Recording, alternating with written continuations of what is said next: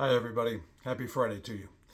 I know that all of us are wondering right now what's going to happen with the weather, and we'll just have to wait and see on that. And I just wanted to let you know that if it does affect our service schedule at all, we'll be sure and let you know about that, okay? But what I want to talk to you about just for a couple of minutes is something that I talked to you about briefly this past Sunday, and that is the fast that I have called us to as a church family for the next couple of weeks. So, this would be a fast beginning on this Sunday, the 12th, and then continuing through the 25th, which is a Saturday. So, it's 2 full weeks.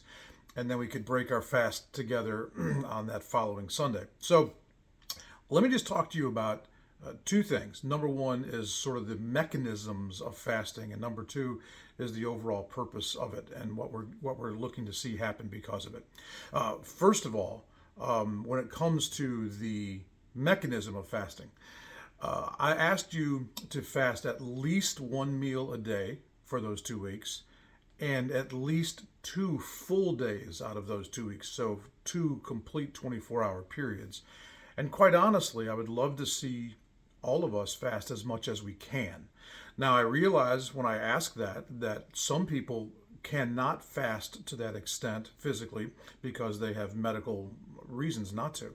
And so they can vary. I mean, it might be a blood sugar issue. You may be on medications that require you to eat with them, or something. Even my own daughter, with a nursing infant, she can't fast to that extent. So if you can't literally be without food for any amount of time, then I would encourage you strongly to instead fast a food item. Maybe, for instance, for those 2 weeks, you give up all carbs and sugar, or something like that. There is something very powerful about a food fast. Other kinds of fasts, like a social media fast, for example, those are very useful and beneficial. But I feel like God's calling us to do a food fast in this case. So if you medically can't be without, then consider one of those other alternatives. But most of us, the truth is, we can go without food for a meal a day, and we could definitely go without food for a couple of days or more. And I want to encourage you to do that and to do as much of that as you can during this time. When you do that kind of fast, there is something that comes to the foreground in our hearts. We realize how really addicted we are to food. And most of us don't ever really allow ourselves to feel strong hunger.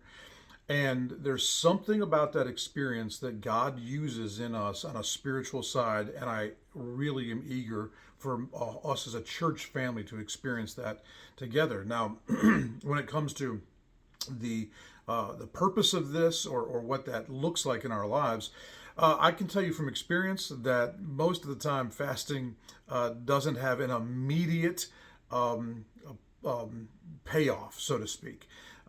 Usually, in the moment when I'm actually involved in a fast, what I feel is hungry, and I want to eat. And I'm always shocked at the hold that food has on me when I fast. Like, wow, I just did not realize how much of my life is spent kind of right below the surface, anticipating the next time I'm going to get to eat. And so there's something about that that's eye opening. But it isn't usually for me a time of great spiritual revelation and intimacy with the Lord. Occasionally it is, and it is for some people. But far more often in the moment, it's not fun. It's a sacrifice. It's a discipline. But on the other side of it, long term, I find that God has done things inside of me that are very important. And there is, during our times of fasting, an increased effectiveness to our praying.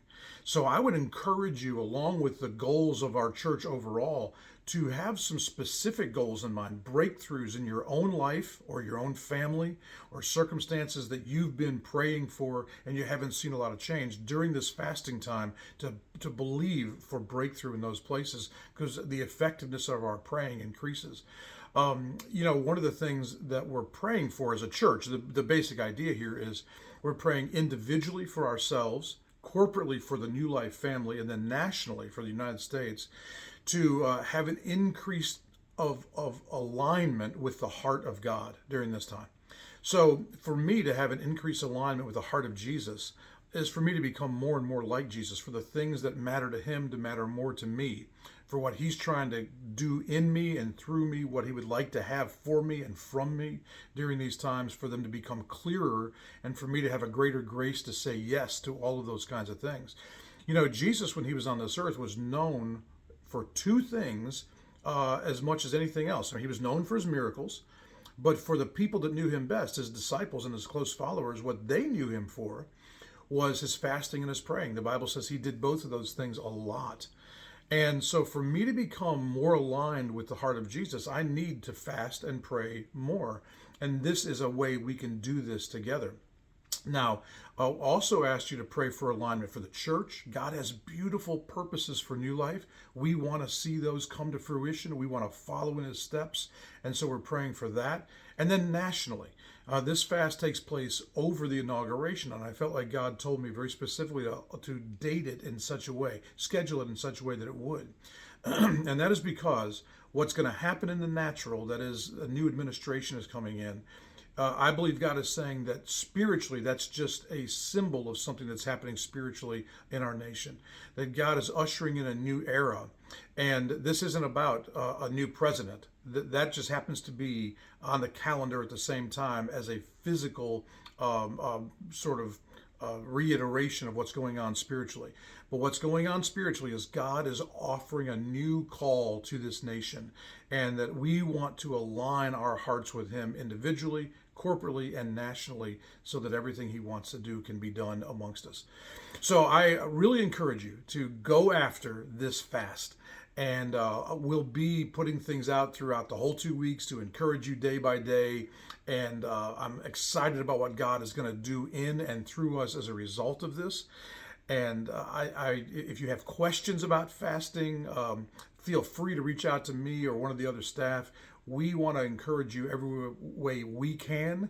And if you have testimonies that come out of this, we want to hear them. We want to see God do everything that's in his heart to do for us. So, happy fasting. Love you.